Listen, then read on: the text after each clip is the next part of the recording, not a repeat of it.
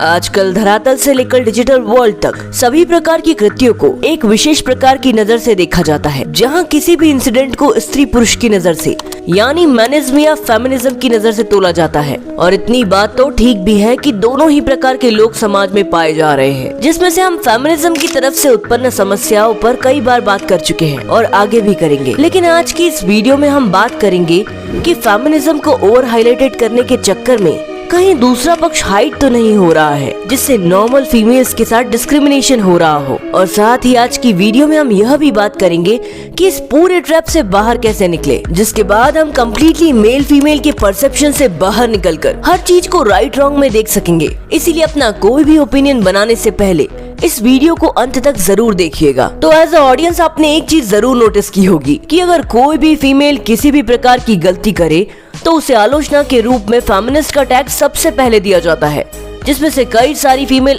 Actual में feminist होती है। लेकिन लोगों को उन्हें फेमिनिस्ट का टैग देने की इतनी जल्दी होती है कि हम कई बार उन फीमेल्स को भी उसका टैग दे देते हैं जिनकी कोई ना कोई गलती तो होती है, मगर उसके पीछे दूर दूर तक उनकी कोई भी फीमेल बेस्ड फिलॉसफी या फेमिनिज्म वाली फिलॉसफी नहीं होती, और जिसके चक्कर में पूरी सोसाइटी में एक बहुत ही गलत अप्रोच तैयार हो रही है, जो सोसाइटी को राइट रॉन्ग से हटाकर फिर से gender based view of point दे रही है, जो कहीं न कहीं स्त्रियों के प्रति द्वेष जैसी चीजों को जाने अनजाने में बढ़ावा दे सकता है। और आगे बढ़ने से पहले एक बार बीच में याद दिला दूं कि पुरुषों के खिलाफ द्वेष बढ़ाने वाली आइडियोलॉजी पर हम कई बार बात कर चुके हैं और आगे भी करेंगे। इसीलिए इस वीडियो को बायस्ड सोचने से पहले याद दिला दूं कि दूसरे पक्ष पर भी बात होगी, लेकिन आज जिस पक्ष पर बात हो रही है उसे निष्पक्ष रूप से जेन्युइनली समझने का प्रयास करें, क्योंकि इस ट्रैप में ऑडियंस इतनी फंस चुकी है कि अगेन इस बात की ज्यादा संभावना है कि लोग राइट रॉन्ग से ज्यादा ध्यान यह देंगे कि पर्टिकुलर इस वीडियो में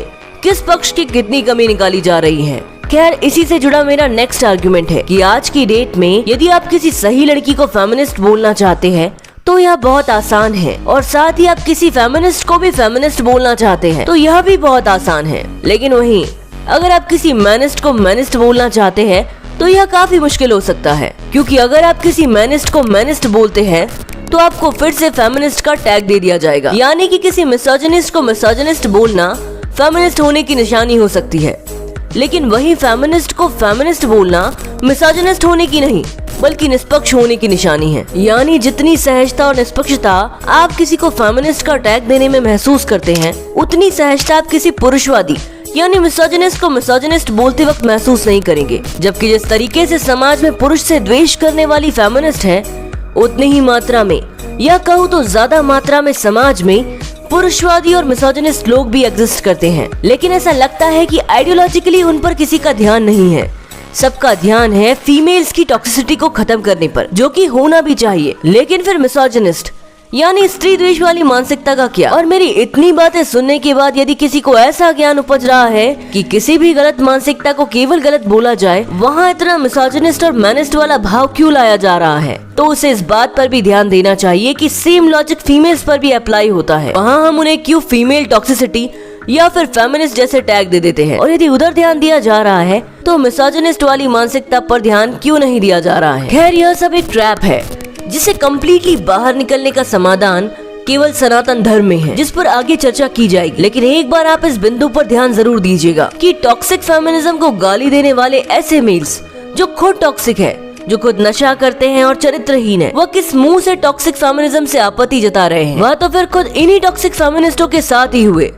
जो शायद उनका विरोध टॉक्सिसिटी के लिए नहीं बल्कि केवल अगेन उनके फीमेल होने के कारण सबकॉन्शियसली कर रहे हैं। क्योंकि अगर इतनी नफरत टॉक्सिसिटी से होती तो उन्हें उस शराब पीने वाली महिला से पहले उस शराब से चिढ़ हो जाती, क्योंकि शराब जैसा मादक पदार्थ तो स्त्री हो या पुरुष दोनों के लिए ही गलत है। लेकिन शराब की बोतल को तो वह खुद पी रहे हैं, तो फिर उन्हें उस शराबी महिला से शराब के कारण दिक्कत है या फिर उसका महिला होना ही दिक्कत है? और यदि केवल महिला होने के कारण वाला उत्तर आंशिक रूप से भी कुछ लोगों के लिए सत्य है,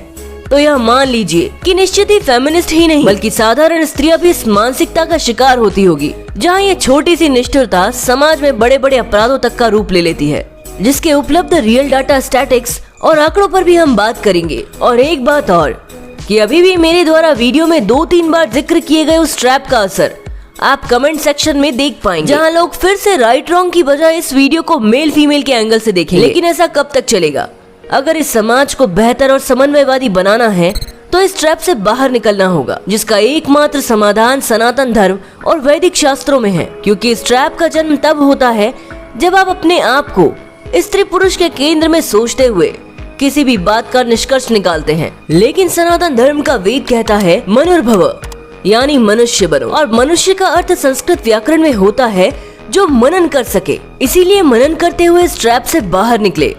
और समाज में हो रहे जेन्युइन डिस्क्रिमिनेशन को जेन्युइनिटी से देखिए और ऐसी समस्याओं में अपने आप को स्त्री पुरुष न मानकर एक मनुष्य मात्र मानकर देखिए, जिसका आदेश ऋग्वेद का यह मंत्र करता है। क्योंकि वेद जैसे वास्तविक और धार्मिक ग्रंथ का उद्देश्य स्त्रीवादी या पुरुषवादी सोच बढ़ाना नहीं, बल्कि सद्भावना की स्थापना करना है। इसीलिए वेदों की ओर बढ़े, सनातन की ओर बढ़े और मानवता की ओर बढ़े। आज के इस वीडियो में इतना ही। आशा करती हूँ कि आज आप इस ट्रैप से निकल चुके होंगे या निकलने को सोचने पर मजबूर हुए होंगे।